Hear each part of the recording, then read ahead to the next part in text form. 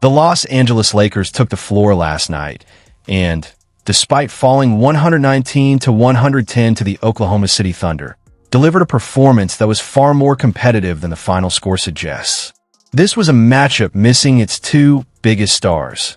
Reigning MVP Shai Gilgeous-Alexander was out for OKC, while Luka Doncic missed his second straight game with a hamstring strain and still has no clear timetable for return. That meant the league's top two scoring leaders and both top five MVP candidates were sidelined. Even so, the Thunder still had the bulk of their championship rotation available, including the return of Jalen Williams, who stepped up in a major way with 10 crucial fourth-quarter points. Odds makers favored Oklahoma City by 7 to 12 points on the road, and while they ultimately covered, this game was tight deep into the final minutes. With 7:30 left in the fourth, the Lakers were actually ahead 99-98, and even with just 143 remaining, the Thunder held only a slim 111-108 edge. LeBron James turned a solid stat line with 22 points, 10 assists, and 6 rebounds on efficient 9 of 17 shooting, finishing at -7, notably not the team's worst mark. Overall, it was a respectable showing for the Lakers, which makes it all the more surprising that after the game, LeBron publicly criticized and downplayed his own team when asked to compare them to the Thunder. You want me to compare us to them? No, I want to know where you think though that When reporters pushed him further, LeBron didn't dance around the question. He answered head-on, saying flatly that this Lakers squad simply isn't a championship team right now. No sugarcoating, no vague optimism, just a direct and honest assessment that sent a clear message about where. To be fair, LeBron did give credit where it was due. He pointed to Oklahoma City's league-best defense, acknowledging how disciplined, physical, and connected they are on that end of the floor. He made it clear that the Thunder's defensive pressure was a major reason the Lakers struggled to fully take control, especially in the closing minutes. That's a championship team right there. We're not. What are the biggest things you think that are keeping this team as right now? We can't sustain energy and effort for 48 minutes, and they can. That's why they won a championship.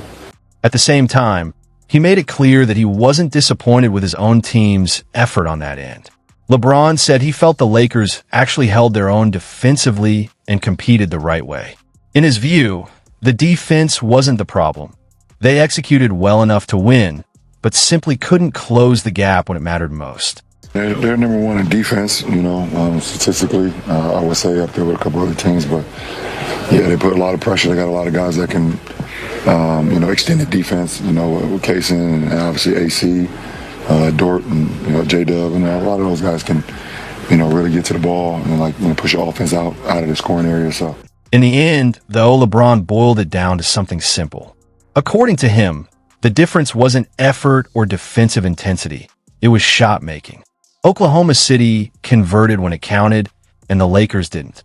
The Thunder knocked down key buckets in winning time, while LA came up empty on crucial possessions, and that was the real separator. I thought defensively we played very good. I thought the first half, we let Isaiah Joe get way too many looks, especially that first quarter. I think he had 3 threes in the first quarter, had 4 in the first half. We did not execute our switching, our switching lineups where we allow him to stop behind a couple and make some threes. But listen, for the majority of the second half, I thought we was really good. Defensively, we didn't have that many lapses. Obviously, J-Dub hit a couple shots late in the fourth, but, we had bodies on bodies. Holmgren hit a tough one in the paint as well. But I didn't think our defense was the problem.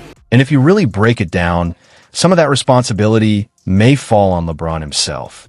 He pointed to shot making as the deciding factor, the reason they lost, and the reason he doesn't view this team as a true contender right now.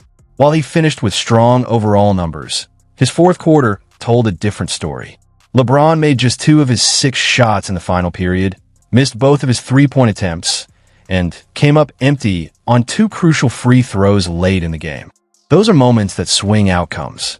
Still, during the post-game press conference, he never singled himself out. There was no I or me when discussing missed opportunities. Instead, he kept the focus on we and us, framing the shortcomings as a team issue rather than placing the blame on his own shoulders. Made shots. I mean, also we had some really good looks in the fourth quarter. Just wasn't able to come through. They was able to make some, get some 50-50 balls, get some extra possessions. Sometimes it just, make or miss, and they made more than we did in the fourth. Think back to last season's playoff loss against the Timberwolves. The Lakers entered that series as the number 3 seed facing the 6th seed, and most analysts predicted they would advance. Instead, they were eliminated in 5 games. What made it more frustrating was how competitive the games were early. Through the first 3 quarters of that series, the Lakers actually outscored Minnesota by a combined 6 points. But the fourth quarters told a completely different story. LA was outscored by a staggering 42 points in the final periods. In the deciding Game 5, with the score tied midway through the fourth, the Lakers faded late. That pattern wasn't new. The year before, they lost in 5 games to Denver despite holding the lead for a large portion of the series' total minutes. They controlled stretches, yet couldn't close. That collapse ultimately cost head coach Darvin Ham his job. Go back another year to the 2023 Western Conference Finals, and it was another painful exit, a 4-game sweep at the hands of Nikola Jokic and the Nuggets. Made shots. Then, also we had some really good looks in the fourth quarter. Just wasn't able to come through.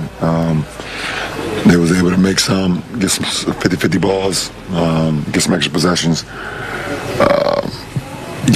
Sometimes it just, make or miss, and they made more than we did in the fourth. But now the Lakers have Luka Doncic, a player who has shown time and again in the playoffs that he can do what LeBron hasn't: hit the big shots when it matters most. His ability to take over in clutch moments and deliver under pressure gives LA a weapon they've often lacked in crunch time. So maybe, just maybe, there's reason for fans to cheer a little louder this season. Up, Braun. It's a championship team right there. We're not.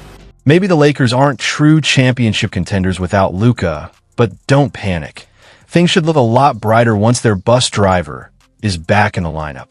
With him steering the offense and making the shots that decide games, LA could finally have the late-game firepower they've been missing.